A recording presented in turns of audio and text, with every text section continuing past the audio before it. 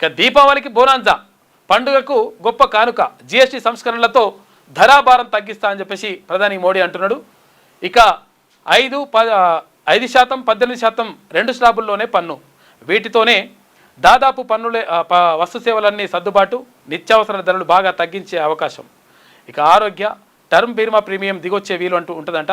విలాసవంతమైన హానికర ఉత్పత్తులపై మాత్రం 40% ప్రత్యేక పన్ను. ఇక చిన్న మధ్యతరగా పరిశ్రమలకు ప్రయోజనం. స్వాతంత్ర దినోత్సవ ప్రసంగంలో మోడీ మాట్లాడాడు.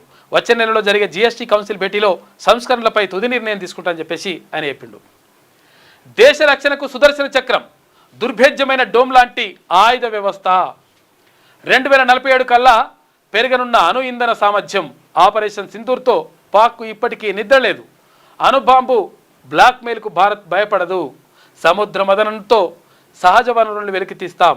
మావోయిస్టులను తుడిచిపెట్టే పనిలో ఉన్నాం. కాలం చెల్లిన చట్టాలను బుట్టదాఖలు చేశాం. 25 కోట్ల మంది పేదరికం నుంచి బయటపడ్డారు. స్వాతంత్ర దినోత్సవ ప్రసంగంలో మోడీ మాట్లాడాడు. మరి పేదరికం నుంచి బయటపడితే మళ్ళీ ఇప్పుడు ఈ బియ్యం ఎందుకు తీసుకుంటారు? ఈ కథ ఎందుకు నడుస్తున్నది?